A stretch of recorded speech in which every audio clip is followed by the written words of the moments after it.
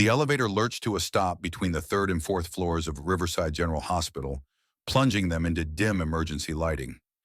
Daniel Carter instinctively reached for his 8-year-old daughter Lucy's hand as the lights flickered and died completely. "Daddy, I'm scared," Lucy whispered, her small fingers gripping his calloused mechanic's hands. From the corner of the elevator, a gentle voice spoke through the darkness. "It's okay, sweetie. The backup power will come on soon." The woman's voice carried a warmth that immediately calmed Lucy's trembling. "My name's Emma. What's yours?" "Lucy," his daughter replied, her voice still shaky but curious. "That's such a pretty name. You know, Lucy means light, and I bet when these lights come back on, you'll be the brightest thing in here." Emma's laugh was musical, and Daniel found himself straining to see her face in the shadows. The emergency lighting flickered back to life, casting everything in an amber glow. Daniel's breath caught when he saw Emma Whitmore for the first time. Blonde hair fell in soft waves around her shoulders, framing a face that radiated kindness despite the wheelchair she sat in. She wore a simple floral dress that somehow made her look both elegant and approachable. "See? I told you the lights would come back," Emma said to Lucy, who had moved closer to the wheelchair with the fearless curiosity of childhood. "Why are you in that chair?" Lucy asked with innocent directness that made Daniel wince. "Lucy, that's not polite," he started, but Emma held up a gentle hand. "It's perfectly fine.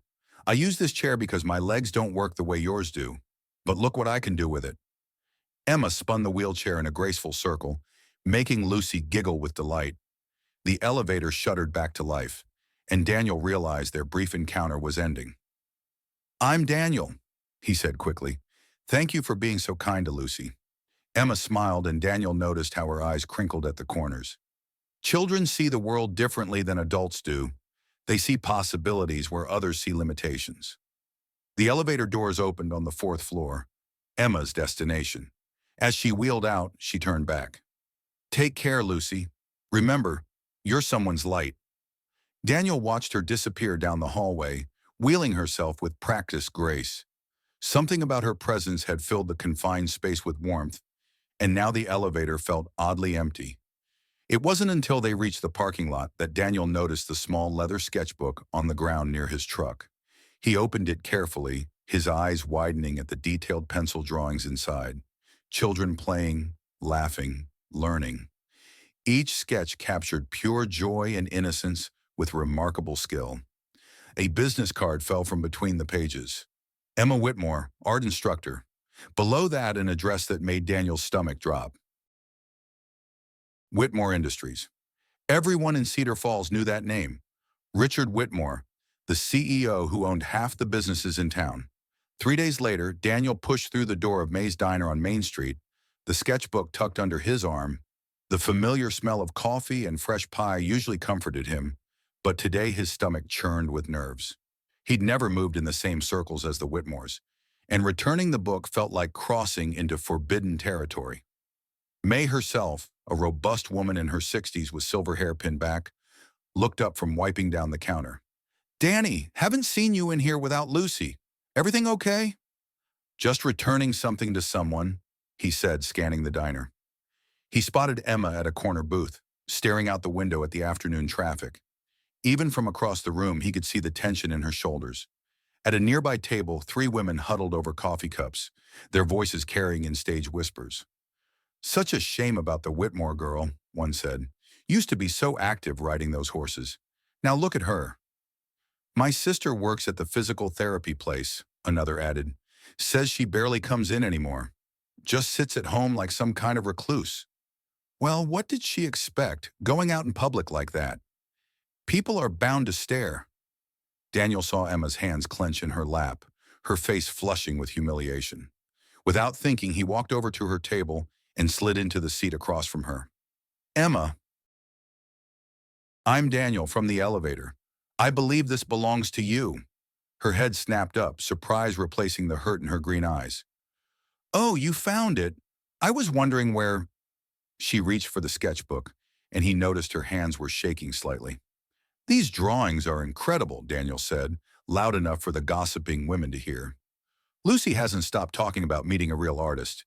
She wants to know if you take students." A small smile tugged at Emma's lips.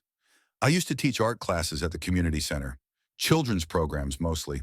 But after my accident, she gestured vaguely at her wheelchair. What happened to the classes? Emma's smile faded. People weren't comfortable anymore. Parents worried about their children asking questions, being exposed to difficulties. The center director suggested I take some time off. That was 2 years ago. That's their loss, Daniel said firmly. Any kid would be lucky to learn from someone with your talent. You really think so? Emma's voice was barely above a whisper. I know so. Lucy's been drawing nonstop since she met you. She says you made her feel brave in that elevator. Emma's phone rang, the sharp sound cutting through their conversation like a blade. She glanced at the screen and her face went pale. It's my father, she whispered, then answered with forced brightness. Hello, Dad. Daniel could hear the stern voice through the phone, though he couldn't make out the words. Emma's responses were short, apologetic. Yes, I'm fine. I just needed some fresh air. No, I'm not alone. Her eyes met Daniel's. Actually, I am talking to someone. No, Dad, you don't need to. The voice on the other end grew sharper, and Emma winced. I understand. I'll be home soon. Yes, I'll have Marcus drive me. She hung up and sat in silence for a moment. Everything all right? Daniel asked gently. My father worries. He thinks I shouldn't go out alone. Says people talk. She laughed bitterly. He's not wrong about that part. Maybe we could meet again sometime, Daniel said impulsively. Somewhere more private. I'd love to hear more about your teaching. Emma looked at him with something like hope. There's a gazebo in Riverside Park. Tomorrow evening, around 7, I could meet you there. I'll be there. Emma's phone buzzed with a text message. She read it and sighed. My driver's here. I should go. Daniel watched her wheel herself toward the door, noticing how people's conversations stopped as she passed. At the threshold, she turned back. Thank you, Daniel, for treating me like a person instead of a problem to be solved. The next evening, Daniel arrived at Riverside Park as the sun was setting, casting long shadows across the well-maintained pass. The gazebo sat on a small hill overlooking the river, surrounded by oak trees that provided natural privacy. Emma was already there, having transferred from her wheelchair to sit on the gazebo's built-in bench. In the golden light, she looked younger, more relaxed than he'd seen her before. I wasn't sure you'd come, she admitted as he approached. Why wouldn't I? Because most people make promises they don't keep, especially to someone like me. She gestured at her wheelchair, folded nearby. Daniel sat beside her, close enough to see the flecks of gold in her green eyes. Tell me about your accident. Emma was quiet for so long he thought she wouldn't answer. Finally, she spoke. I was training a new horse, a beautiful mare named Duchess. Something spooked her. Maybe a rabbit, maybe just a shadow. She reared up, and I went backward. Landed wrong on a fence post. Her voice was steady, matter-of-fact. Compressed my spine. The doctors said I might walk again someday, but... She shrugged. But my father hired the best specialists, and they all agreed the damage was too extensive. Physical therapy helps with some things, but I'll never be the person I was before. Maybe that's not such a bad thing, Daniel said quietly. Emma turned to stare at him. How can you say that? The person you were before might not have taken the time to calm a scared little girl in an elevator. Might not have seen the world the way you do now. I used to compete in jumping competitions. I had plans to open a riding school, teach children to love horses the way I did. Now I can barely get out of my own house without causing a scene. What would you want to do now, if you could do anything? Emma's eyes lit up. I'd teach again. Not riding, art. I'd show children that beauty exists everywhere, even in broken things. Especially in broken things. She looked down at her hands. But that's just a dream. Dreams don't have to stay dreams. Easy for you to say. You're not trapped in a wheelchair, living under your father's watchful eye, surrounded by people who see you as either a tragedy or an inspiration. Daniel reached over and covered her hand with his. I see you as Emma, just Emma, a woman who's incredibly talented, kind to frightened children, and brave enough to sneak out to meet a stranger in the park. Emma's eyes filled with tears. It's been so long since someone talked to me like I'm still a whole person. You are whole, Emma, maybe just put together differently than before. They sat in comfortable silence as darkness fell around them, the park's lampposts casting pools of warm light along the paths. Emma told him about her art, her dreams of teaching, her frustration with being treated like fragile glass. Daniel shared stories about Lucy, about working as a mechanic in a town where everyone knew everyone's business, about the loneliness of raising a child alone. Your wife, Emma said gently. Lucy mentioned she's in heaven. Military convoy in Afghanistan. Lucy was only 3. Daniel's voice was rough. Some days I feel like I'm failing her, not being enough of both parents. From what I saw in that elevator, you're doing just fine. She's confident, curious, kind. That comes from good parenting. She'd love you, Daniel said without thinking, then felt heat rise in his cheeks. I'd love to meet her properly sometime. If you think that would be okay, I think that would be perfect. Car headlights suddenly swept across the gazebo, and Emma tensed. That's not supposed to be here, she whispered. 2 black SUVs pulled into the parking area, and Daniel watched Emma's face crumble with recognition. Men in dark suits emerged from the vehicles, moving with the purposeful stride of security personnel. Miss Whitmore, the lead man called as he approached the gazebo. Your father sent us to escort you home. I'm fine, Marcus. I'll be home soon. I'm afraid Mr. Whitmore insists. He's quite concerned about your safety.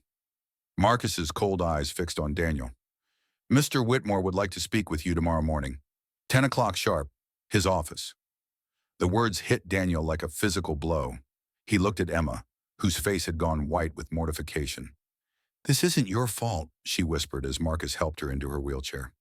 Ma'am, we really need to go, Marcus said, his tone brooking no argument. As they wheeled Emma toward the vehicles, she called over her shoulder, I'm sorry, Daniel. I'm so sorry. Daniel stood alone in the gazebo, watching the red taillights disappear into the night, and wondered what he'd gotten himself into. The Whitmore Industries building towered over Cedar Falls like a monument to success, its glass facade reflecting the morning sun in blinding sheets of light. Daniel's work boots felt out of place on the polished marble floors of the executive suite as a receptionist, with a practiced smile, directed him toward the corner office. Richard Whitmore sat behind a mahogany desk the size of Daniel's kitchen table, his silver hair perfectly styled, his navy suit impeccable. He was smaller than Daniel had expected, but something in his pale blue eyes commanded immediate respect and wariness. Mr. Carter, please sit down. Richard gestured to one of the leather chairs facing his desk. Coffee? I'm fine, thank you. Daniel remained standing, uncomfortable with the power dynamics at play. You may not know this, but I've had you investigated since last night. Richard opened a manila folder. Daniel Robert Carter, 35 years old, widower. Owns Carter's Auto Repair on Elm Street. Mortgage current, credit score decent but not exceptional. Raises his daughter alone on approximately $45,000 a year. Daniel's jaw tightened. What's this about, Mr. Whitmore? My daughter Emma is 28 years old and has been wheelchair-bound for 2 years following a riding accident. Since then, she's become increasingly isolated, refusing most social interaction, declining medical appointments, showing signs of depression. Richard's voice was clinical, discussing Emma like a business problem to be solved. The office door opened, and a woman in her mid-40s entered with the quiet confidence of someone accustomed to wealth. Patricia Whitmore was beautiful in the way that money could buy, perfect blonde highlights, designer clothing that fit like a second skin, jewelry that caught the light with every movement. Patricia, my wife, Richard said. She's been instrumental in Emma's care since the accident. Patricia smiled, but it didn't reach her eyes. Emma speaks very highly of you, Mr. Carter. She seems quite taken with your daughter. Emma is a remarkable woman, Daniel said carefully. Yes, she is. Which brings us to why you're here. Richard leaned back in his chair. Emma needs companionship, structure, a reason to engage with the world again. You need financial security for yourself and educational opportunities for your daughter. Daniel felt the conversation shifting into dangerous territory. I'm not sure I follow. Patricia moved to stand beside Richard's desk, her manicured fingers resting on its edge. What my husband is proposing is a mutually beneficial arrangement. You would marry Emma, providing her with the companionship she craves and the normalcy she needs to heal. In return, we would ensure that Lucy receives the best education money can buy, and you would be compensated for your service to our family. You want me to marry Emma for money? The words came out as a hoarse whisper. Think of it as a job, Richard said smoothly. A very well-paying job that would transform both your life and Lucy's. Emma would have a husband who treats her kindly, a stepdaughter to nurture, a purpose beyond her disability. You would have security, opportunity, and the knowledge that you're helping a young woman who desperately needs stability. What makes you think I'd agree to something like this? Patricia pulled a photograph from the folder and slid it across the desk. It showed Lucy at her elementary school, wearing clothes that were clean but obviously secondhand, her shoes worn at the heels. Children notice differences, Mr. Carter. Designer backpacks, expensive sneakers, family vacations. Lucy's a bright girl. She must see what other children have that she doesn't. Daniel's hands clenched into fists. Lucy is happy. She's loved. That's more than money can buy. Is it? Richard's voice was sharp. Can love pay for her college tuition? Can love ensure she doesn't have to struggle the way you have? Can love give her opportunities you never dreamed of? The room fell silent except for the distant hum of traffic far below. Daniel stared out the window at the town spread beneath them, thinking of Lucy's excited chatter about her new friend Emma, about late nights when he'd lain awake worrying about bills and Lucy's future. There would be conditions, he said finally. Richard smiled like a shark, sensing blood. Of course, the marriage would be for 1 year initially, with the possibility of extension by mutual agreement. You would live in Emma's wing of the family estate, maintain separate bedrooms, and conduct yourselves as a married couple in public. Emma would never know about this arrangement. As far as she's concerned, you fell in love with her organically. And if she finds out? She won't, Patricia said with cold certainty. Emma wants to believe in fairy tales. Give her one. Richard opened his desk drawer and withdrew a thick contract bound in blue legal backing. $500,000 paid over the course of the year. Lucy's education at the prestigious Riverside Academy, with full college tuition guaranteed regardless of the marriage's duration. Health insurance for both of you, naturally. Daniel stared at the document without touching it. I need time to think. You have until tomorrow evening, Richard said. Emma is expecting you to call her. I suggest you make that call a romantic one. 2 days later, Daniel stood in the rose garden behind the Whitmore mansion, his hands sweating as he watched Emma wheel herself along the stone pathways.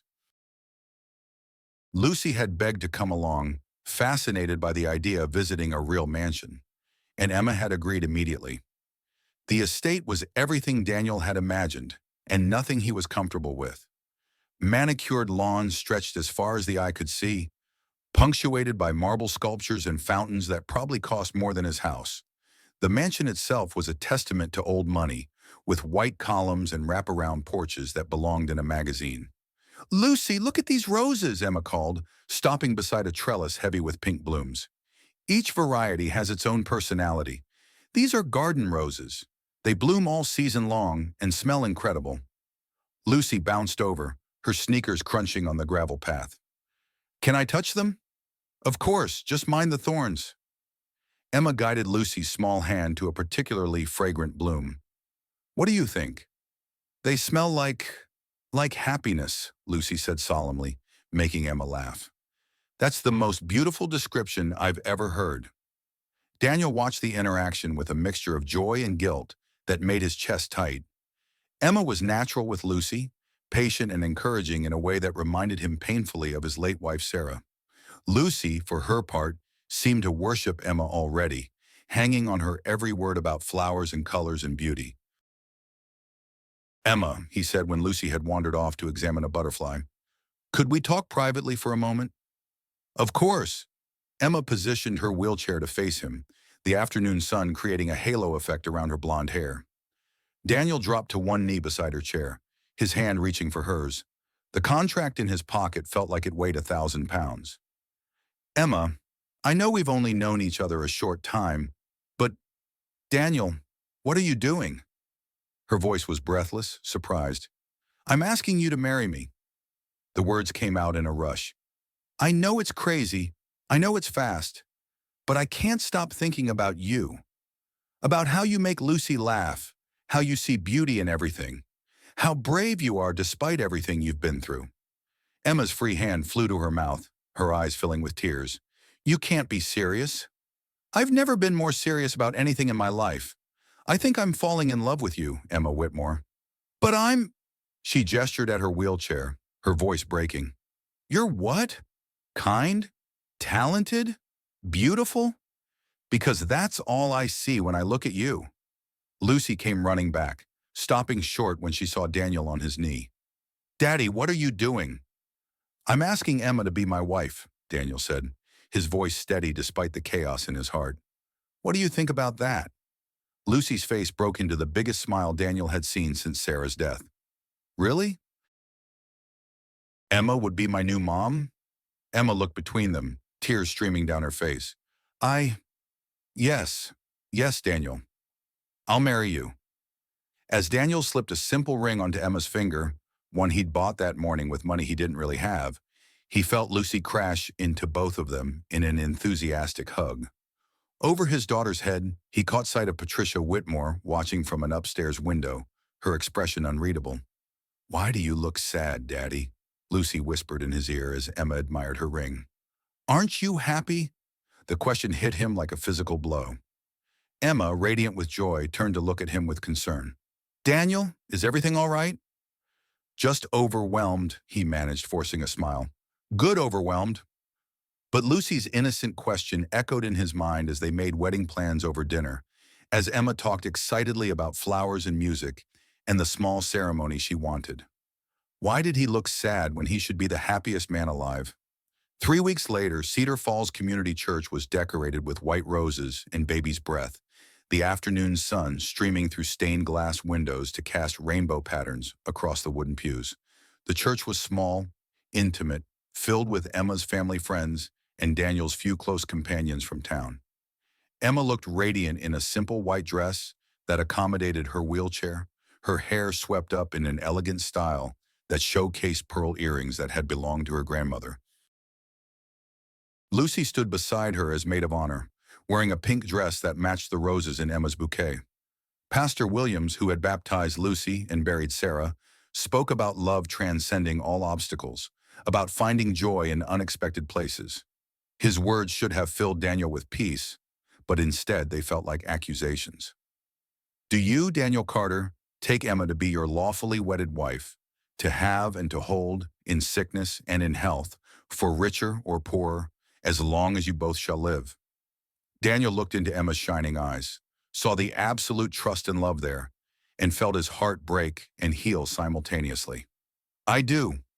Do you, Emma Whitmore, take Daniel to be your lawfully wedded husband, to have and to hold in sickness and in health, for richer or poorer, as long as you both shall live? I do. Emma's voice was strong, clear, full of joy. As they exchanged rings, Emma spoke from the heart about second chances, about finding love when she'd stopped looking for it, about the gift of becoming Lucy's stepmother. Daniel's vows were briefer, more stilted, but no less sincere for their simplicity. You may now embrace the bride. Daniel leaned down to cup Emma's face in his hands, pressing a gentle, lingering touch to her lips that felt both like a promise and a betrayal.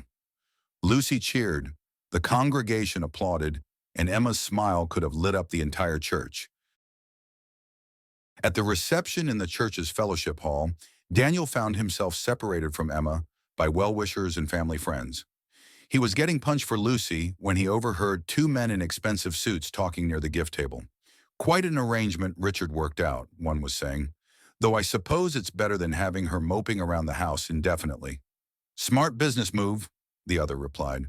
Carter seems decent enough, and the girl gets a father figure. Everyone wins.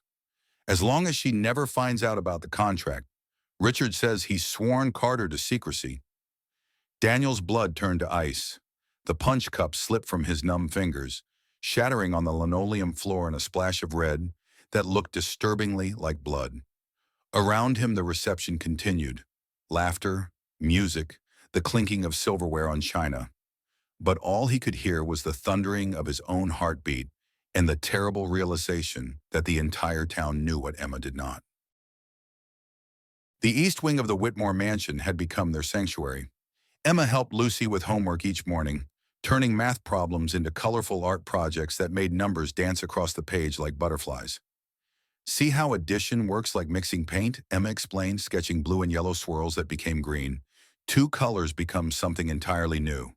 Lucy giggled, her confidence growing with each solved problem.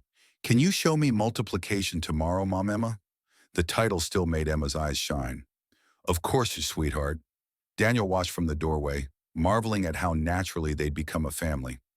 Lucy called Emma Mom Emma now, and Emma had embraced the role completely, helping with school projects, bandaging scraped knees, reading bedtime stories with theatrical voices that made Lucy dissolve into giggles. What surprised Daniel most was how his own feelings had evolved.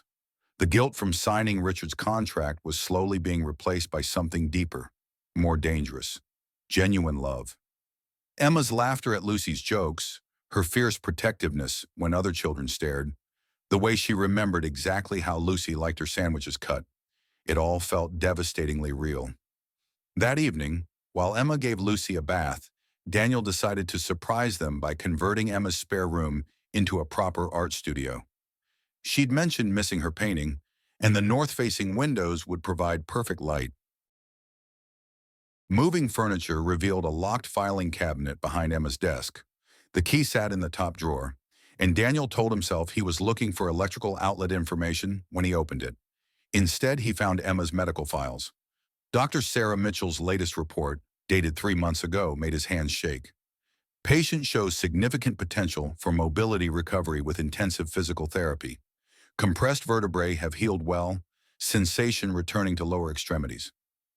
With proper treatment, patient could regain substantial function within 6 to 12 months. Daniel stared at the words, reading them 3 times before they sank in. Emma could potentially walk again. She could recover, yet she'd told him her condition was permanent. More documents revealed a pattern of canceled appointments, declined therapy sessions, ignored treatment recommendations. Every form bore Patricia Whitmore's signature as Emma's medical proxy. Patricia had been keeping Emma in that wheelchair. The next morning, Daniel confronted Dr. Mitchell in her cramped office at Riverside Medical Center. "I shouldn't discuss this," Dr. Mitchell said nervously. "Patient confidentiality. She's my wife, and she doesn't know the truth about her own condition." Dr. Mitchell sighed, cleaning her glasses. Emma's injury was severe but not irreparable. With immediate therapy, she could have maintained most mobility, but the family insisted on conservative treatment. Conservative? Comfort over recovery.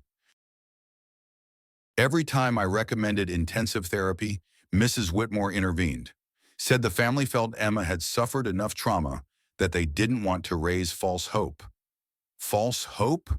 Daniel's voice was dangerously quiet.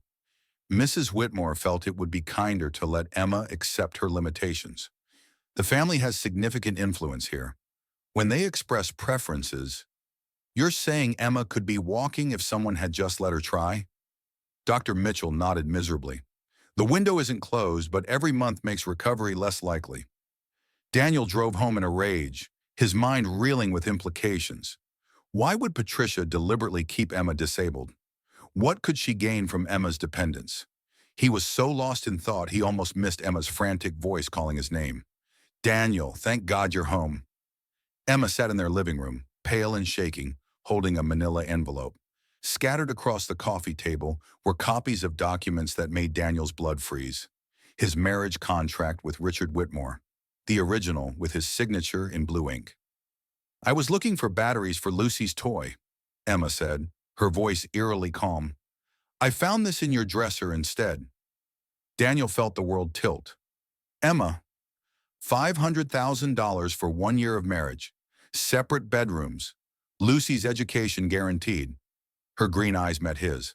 "Financial compensation for services rendered to the Whitmore family." "It's not what you think, isn't it?" My father bought a husband for his pathetic daughter who couldn't find love herself. Daniel dropped to his knees beside her wheelchair. Whatever this started as, what I feel now is real. I don't have to believe anything you say ever again. Emma's voice was ice. Get out! Emma! Get out! Take Lucy and get out of my house! Daniel packed while Lucy napped, dreading telling his daughter they were leaving. When she woke, asking for Mom, Emma, his throat closed. We have to go back to our old houses, sweetheart. Why? Did I do something wrong? No, baby. Sometimes grown-ups make mistakes. As they drove away, Lucy pressed her face to the window, watching Emma's wing disappear. That night, she cried herself to sleep, calling for Emma. Daniel sat in his old kitchen, staring at his phone, wanting to call Emma and beg forgiveness. Instead, he did something that required real courage. He called Richard Whitmore. I want to meet tomorrow morning, Daniel said. You, me, and Patricia. Emma needs to know everything, the contract and her medical condition. That's not advisable. Your wife has been sabotaging Emma's treatment for 2 years. She could potentially walk again, but Patricia's been keeping her in that wheelchair. Silence. 10 o'clock, your office. Tell Emma everything, or I will. You're under contract. Sue me, Daniel said, and hung up. The next morning, Emma sat in her father's office like a declaration of war, her wheelchair positioned defiantly in the room's center. I want to know everything, she said when Richard and Patricia entered. Every detail of your arrangement with Daniel. Every decision you made about my life without consulting me. Richard looked older than his years. The marriage contract was for your benefit. You were depressed, isolated, so you bought me a husband. We provided companionship and stability. Daniel treated you well. Daniel married me for money. And yet you fell in love, Patricia interjected smoothly. And he fell in love with you. What's the problem? Emma stared at her stepmother, seeing her clearly for the first time. You took away my choice, made me a charity case, a business transaction. We gave you what you wanted, family, love, purpose. Does it matter how? Yes, I'm not a child to be managed. I'm a grown woman who deserves to make her own decisions. Like pursuing therapy that might not work? Patricia's voice was silk over steel. Like risking hope and disappointment when you've suffered enough? Emma went still. What are you talking about? Richard and Patricia exchanged a look. What possibilities? Emma's voice was dangerous. Patricia walked to the window, back to Emma. Some sensation returned to your legs. Dr. Mitchell felt intensive therapy might restore some mobility, but success rates are low, the process painful. We thought it kinder to help you accept reality. Some mobility? How much? There's no way to know without trying, Patricia said. But therapy is grueling, expensive, and most patients don't recover full function. You decided for me, kept me in this chair because you thought I couldn't handle the truth. Emma's voice was barely a whisper. How long have you known? About 18 months. 18 months of living without hope when hope existed. 18 months of accepting limitations that might not be permanent. I want to see Dr. Mitchell today. Every test, every recommendation you canceled. The office door opened. Daniel walked in without waiting. 10 o'clock, he said to Richard. Family matter, Patricia said coolly. Emma is my wife. Emma looked at him with yesterday's hurt. You're an employee. You're right, I was an employee who married you for money because I was desperate. But I fell in love with you. Really, truly, completely. Pretty words won't fix this. Maybe truth will. Daniel faced Richard and Patricia. Tell her about Dr. Mitchell's reports, the canceled therapy, that she's been in a wheelchair 18 months when she might have been walking. Emma's sharp breath was audible. You knew? She whispered. I found your files yesterday. Saw Dr. Mitchell this morning. Your stepmother has been your medical proxy, saying no to every treatment. Emma turned to Patricia with murder in her eyes. Why? Patricia's composure cracked. I've seen what false hope does. Patients fighting for years only to end up bitter and broken. That wasn't your choice. Someone had to protect you from yourself. The kindest thing would have been letting me fight for my life. Emma wheeled toward the door, then stopped. I'm leaving. I'm pursuing every treatment I should have started 18 months ago. Away from this family that treats me like a broken doll. She looked at Daniel. And away from a husband who sees me as a transaction. 6 months later, Daniel stood in Riverside Park as autumn painted the trees brilliant gold. He came here daily, hoping Emma might return. I wondered if I'd find you here. Daniel spun. Emma stood 20 feet away, leaning lightly on forearm crutches, her legs supporting most of her weight. She wore jeans and a blue sweater, her hair shorter but shining. You're walking. Not perfectly, but yes.